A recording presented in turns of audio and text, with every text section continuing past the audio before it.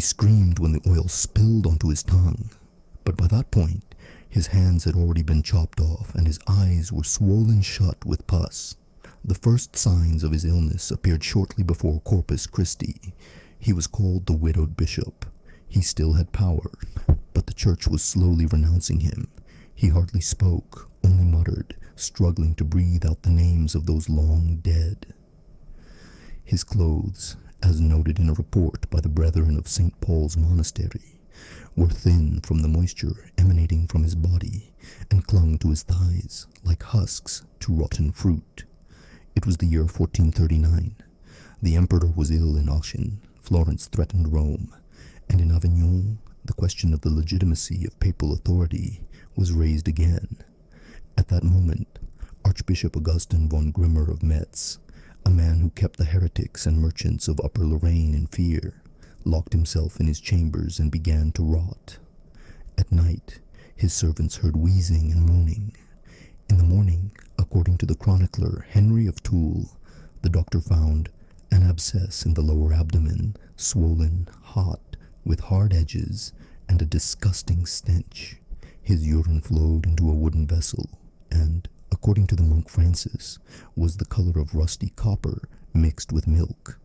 One of the bishop's assistants, Messire Jean de Rennes, later recounted, he said that beasts had taken up residence inside him. He asked us to open his chest to remove their claws. When we refused, he banged his head against the wall and howled like a dog. For the first 3 days, the disease slowly destroyed his mind. He would not allow his sheets to be changed, suspecting that the fabric was poisoned. He refused food, claiming that the cook was a messenger from hell. One of the doctors, Pierre de Gaulle, prescribed opium and warm compresses, but the ointments ran off with the sweat before they had time to be absorbed. Bleeding from a vein in his left arm brought no relief. The fluid was dark, with flecks of yellow pus. From Pierre's report, ulcers appeared on the body, especially around the waist and lower abdomen. They secreted a thick substance that gave off a foul odor, causing incense to be lit in the adjoining rooms. By the end of the first week, the bishop was unable to stand. His stretcher was covered with coarse linen, but the fabric turned yellow from moisture and pus. Advisors and priests began to gather around him, not so much out of pity as out of anticipation. Who would he name as his successor, and who would he curse? A dispute broke out between Chaplain Otto and Bishop Saint-Dié, which ended with a blow from a candlestick. At that moment, Grummer, lying semi-conscious, asked for water. The servants recorded. He asked for water at least 10 times during the night. However, the doctor had a different prescription. To drive out the evil, he ordered that oil with incense be heated and poured drop by drop into the patient's mouth. At the third infusion, the bishop began to gasp. His tongue cracked and his teeth were exposed, as they later wrote, like the mouth of a skeleton moaning through the flames. Against this backdrop, secret meetings began in the Dominican cloister. There, they discussed the division of the bishop's property and the possible arrival of a new order focused on reform, without excesses, without expensive vestments and catafalques. According to Abbot Roger's report, while his flesh was decomposing, disputes were raging in the cathedral over who would be the first to wear the bishop's ring. Meanwhile, Grummer's body began to darken. The skin on his stomach burst. As the monk Laurent later wrote, a crack a palm and a half long was discovered in the lower abdomen, from which pus and dark mucus with streaks of blood oozed. Servants refused to enter the chambers, forced to cover their faces with rags. The humidity in the room reached such a degree that the floor creaked underfoot like a cracked boat. Chronicler Henry noted, when they tried to lift him, a slurping sound could be heard from the bed, as if a dead animal were being pulled out of a swamp. Some claimed that the bishop was cursed. Others said he had been poisoned by the disciples of Czech preachers. He himself raved, calling for his dead mother, cursing the anti-pope, chanting psalms from which only a few words could be made out: death, slime, judgment, and then silence. By the night of the third day, The sky above Metz had turned black. This was recorded in the local chronicle. Around 9 o'clock in the evening, the clouds closed in, the air thickened, and a violent storm began. Lightning struck the towers of the cathedral, and one of them split the top of the western bell tower. The people took this as a sign, or liberation. By morning, Augustine von Grimmer's body had finally stopped showing signs of life. But none of the priests dared to enter first. They waited until the abbot from Verdun arrived with incense, ointments, and rags. Only then did they open the doors, and recoiled. From the testimony of Brother Vincent, he lay naked, his wine-soaked blankets, oil rubs, thyme decoctions, wormwood and sulfur infusions, incantations, all failed in the thick, sticky silence, broken only by the grinding of the patient's teeth. Adelardo's body began to literally crack from within. According to Celia's maid, part of a tooth fell out of his mouth during the night, along with a piece of gum. In the morning, a new measure was introduced in the palace. Outsiders were strictly forbidden to approach the chambers, with the exception of the confessor, the doctor, and 2 masked guards who changed every 6 hours. Rumors about what was happening spread at an alarming rate. In the shops near the cathedral, people began to sell crosses engraved with the archdeacon's name as protection against evil. According to reports from the commandant, there was a widespread belief among the common people that Don Adelardo had been struck by a curse for participating in the torture of heretics in his youth and mocking the bodies of those executed. Those at court knew that the intrigue concerned the recent cathedral vote on the recognition of the Infanta's bastard son as the legitimate heir. Tension grew inside the castle. The Council of Heirs, a gathering of 6 elders and 1 trusted prelate, no longer met in full. 2 members had left the city, and 1 had fallen ill. The remaining members met in secret in the lower library. According to the guards' records, their meetings lasted no more than half an hour, and when they were over, they did not disperse to their rooms, but stood for a long time in the corridor, whispering with their eyes downcast. Adelardo himself was delirious at the time. He tore at the bedclothes, tried to jump up and pull out the urine tube, scratched his chest with his fingernails, repeating, "He's here. I see fire. They are on their knees, but they are laughing." The doctor testified that his body temperature had risen to 41 degrees, his eyes rolled back, and his pulse was barely detectable. A 5th bloodletting was performed, after which his skin turned purple-blue, especially in the legs.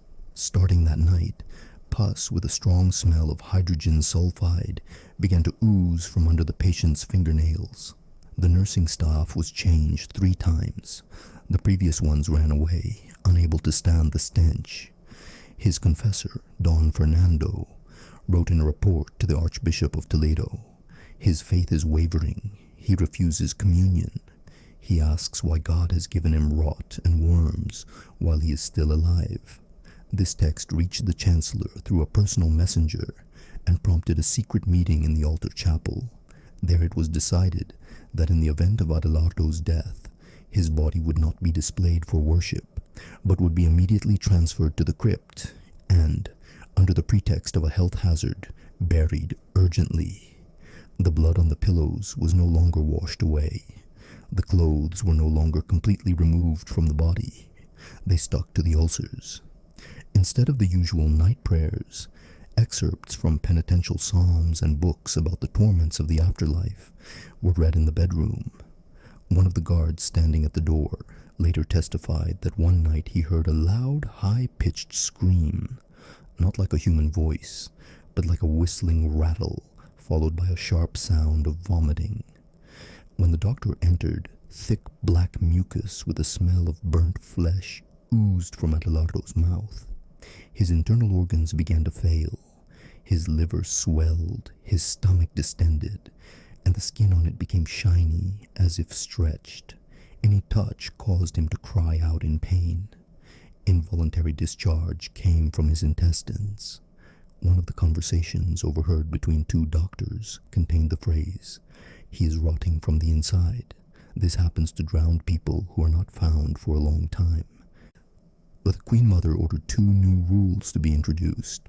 Every morning, a bowl of burning resin was brought into the chambers to neutralize the stench, and servants were not allowed to stay in the room for more than 10 minutes at a time. At the same time, no one was allowed to talk about what was happening, otherwise they would be deprived of their bread ration or punished with a beating. Only the confessor, who continued to record his observations, noted, "I can feel fear inside him. He no longer prays. He listens as if someone is whispering from his pillow. Sometimes he calls out to those who have died." Chancellor Carrera, having received a report that the archdeacon had begun to speak in an unfamiliar dialect and scratch something on the headboard with his fingernails, convened a secret council. It was decided that if his condition progressed to complete insanity, responsibility for managing the affairs of the church would temporarily pass to the vicars. This decision was kept secret for fear of popular unrest and possible panic among the clergy. Less than a week remained before his death, but even then, almost no one doubted that something extraordinary was happening to his body. The room where he lay was called contagious, and the doors were regularly sprinkled with holy water. Several times, words were heard coming from behind the door, "Give me water." But when they entered, the sick man was already gasping for breath, as if he were suffocating. No one responded to his pleas. On the 4th night, when wet traces of a greenish-gray color began to appear on the pillows, the physician de Saint-Blanc himself examined the room. According to his notes, the patient's skin on the back of his neck and shoulder blades had become so loose that with light pressure it peeled away along with the hair on his head. The body gave off a smell of rotten honey mixed with a sour note. He wrote, "The process of internal destruction has reached its limit. The bones are separating from the flesh. This is not a disease. It is retribution." That same night, a servant changing his bedsheets let out a cry. Under the sheet, he discovered something that looked like clumps of black threads, but when touched, it spread out. They were maggots that had hatched in the inflamed folds of his groin and armpits. The body was still breathing, the heart was beating, albeit convulsively, and the pupils sometimes focused. No one dared to say openly what was happening, but it was clear from the faces of those who entered and left the room, with white lips covering their mouths with handkerchiefs, that no living person lived there anymore. The archdeacon was suffocating. His mouth was so inflamed that his tongue was cracked lengthwise. With every attempt to breathe, he moaned, and pink foam with black specks oozed from under his tongue. The doctor gave him water, but he couldn't swallow. It all poured back out, down his cheeks and into his ears. At one point, the patient whispered, "Just a drop, just a sip." And then one of the guards, unable to bear it any longer, threw a glass in his face in anger. "You boiled them yourself, heretic. Now you're begging for mercy." The servants whispered, "This is retribution." They didn't mention the archdeacon's name, referring to him simply as he. The meat was removed from the kitchen. No one could eat. Lavender and myrrh were spread on the floor, but even that did not help. The stench penetrated the walls and clothing. Mice and rats settled near the chambers. They say even they did not come close. News of Don Adelardo's condition reached the neighboring provinces, and delegates from Tarragona and Burgos refused to visit. One of them, a priest named Don Luis, wrote in a letter, "If this has happened to him, then sin is ingrained in his very flesh. We are not dealing with an illness, but with an omen." The letter fell into the hands of the Duke of San Clemente, whose youngest son had previously been accused of heresy and burned at the stake by order of the archdeacon. The Duke ordered all the mourning curtains in his house to be opened in celebration. Meanwhile, the body continued to deteriorate. The hands, especially the left one, dried up and began to resemble parchment. The fingers twisted in convulsions. The chest cracked with each breath. Doctors tried to administer an infusion of opium and oak bark, but could not find a suitable place to puncture the skin. The veins had disappeared under festering scabs. Then they decided to smear his face with a paste made of pig fat and ash. His face turned black. The confessor wrote, "He is no longer human. He is fear. He is pulsating rot." In the next line, in different handwriting, was a note, "Please do not publish." In the morning, the archdeacon tried to stand up. He was supported, and at that moment, as described in the report of the officer on duty, a thick lump with live worms fell out of his ear, after which he screamed so loudly that the glass in the icon of the Mother of God cracked. The queen ordered that all the servants be removed that same day, and that only the doctor, one guardsman, and a monk be left in the room.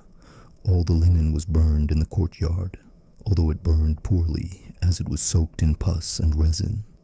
Everyone was driven out of the inner courtyard. The priests began to pray at night, but not for the salvation of the archdeacon's soul. They only asked that death come quickly. By evening, a rumor spread throughout the city. "He is dead." But this turned out to be untrue. He stirred. He opened his eyes. He tried to stand up, and a dark mass, resembling entrails, fell out of his stomach, right through the torn bandage. No one had time to see what it was exactly. The smell in the room became so strong that the guard lost consciousness. The doctor was sure that the hour had come. But the archdeacon opened his mouth again and said, "Why did you leave me, Lord?" He was still alive. The vicar had already begun to gather his belongings to move into the residence. The secret council decided to prepare the transfer of the archbishop's seal, but the deceased did not die. In the room where he lay, the plaster began to flake off. Brown spots appeared on the walls. The ceiling was covered with mold.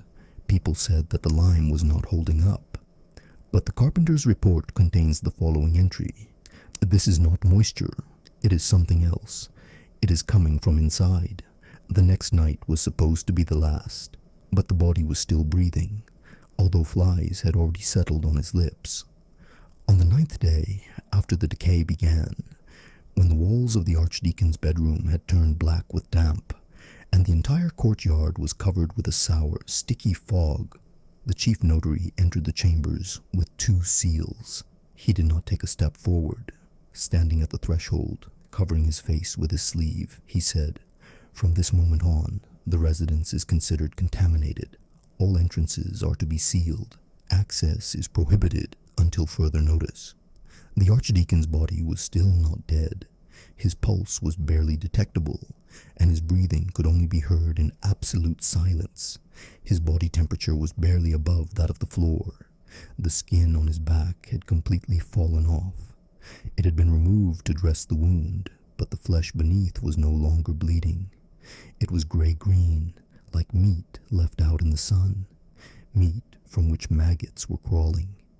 His chest rose every few minutes. Sometimes his eyes opened, empty, yellowish, with cloudy pupils. He said nothing. He only moved his fingers, sometimes as if whispering, but without sound. Flies buzzed around his head constantly. The servant who tried to chase them away later fell ill and ran away, hysterical, screaming that they were under his skin. The monks who observed him wrote in their journals, "The dying man resembles a rotting animal carcass, and yet his mind is alive. He recognizes faces. He breathes. He is still here." One of them hanged himself in a back room at night, leaving a note, "I can feel him looking at me even through the walls." Meanwhile, the struggle for the archbishop's position came out of the shadows. An emergency chapel was convened in St. Mark's Cathedral. Some of the senior canons demanded that Don Adelardo be declared dead and that a vote be taken. But Cardinal Ferran objected.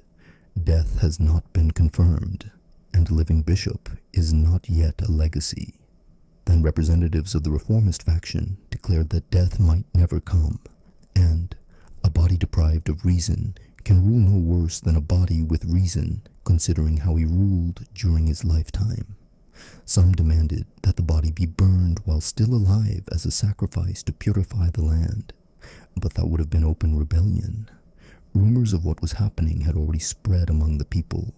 Women in mourning appeared at the city gates, praying on their knees. Someone made their way to the cemetery and dug a hole with a sign saying, "To him," sprinkling it with salt. Meanwhile, a new episode took place in the Archdeacon's chambers. During a nighttime seizure, he raised his head, despite the almost complete decomposition of his neck, and whispered in the semi-darkness, "There will be no forgiveness." This was heard by a monk and a guardsman. The former began to pray, while the latter ran out and did not return. Meanwhile, the body began to swell, especially the abdomen. In all likelihood, gas had begun to form inside, but the doctors did not dare to puncture the abdominal cavity. They only moved back and began to write a new report. In the medical treatise on death by internal decay, written years later, this case was recognized as unique. A person whose organs had stopped functioning, but who retained conscious control over his muscles and reacted to pain. According to one report, on the morning of the 12th day, even the marble recoiled from the archdeacon's chambers. The stone slabs at the head of the bed cracked, and stains resembling silhouettes of faces appeared on the walls. Some said they were hallucinations caused by the stench. Others said it was punishment. That same night, the monk Pedro was found downstairs, his eyes gouged out and his fingernails scratched off. He left only one cry, which was heard throughout the courtyard: "He is no longer human." The next day, it was decided to erect a fence. Partitions were built around the chambers. As in the case of epidemics, people were not even allowed to approach. Guards with torches were posted at the entrance. They were told, "If he comes out, burn him. If anyone tries to enter, arrest them." This was an order from the Queen herself. On that day, the body stopped breathing for the first time. The heart did not beat for almost 2 hours. But then, convulsions began. The stomach swelled, the torn bandage burst, and black slime, clots of tissue, and fragments of entrails flowed out. It all slid off the bed and dripped onto the marble. Later, the stain could not be washed off. It had seeped into the stone. Then, death came. Formally, it was recorded late in the evening, not because his heart had stopped, but because the patient's head stopped moving. Even when he was injected in the chest, the servant, without waiting for orders, covered him with a cloth. The doctors were silent. The monks wept. One of them whispered, "This is not the end. This is the beginning." The body was carried out in a closed coffin. It weighed 3 times more than usual. 8 men had to be called. They walked through the backyard to the funeral temple in the early morning. Dogs howled. People came out into the streets, but no one approached. The autopsy revealed that not a single organ was left intact. The liver had turned to mush, the lungs were stuck together, and the heart was covered with growths. The brain was completely softened, and the skull was full of worms. No part of the body could be embalmed. Archdeacon Adelardo was buried in a special tomb outside the city. No priest said a funeral mass. The Queen signed a decree, suspending the authority of the church in the city until a new head was elected. Open fighting broke out between Catholics and Reformers, and 2 weeks later, the cathedral was stormed and 16 people were killed. The archdeacon's body was reburied twice. The last time was in an unmarked grave. The servants who survived the episode left for good. One of them wrote many years later. He asked for water. In response, he received flames. He himself was ashes.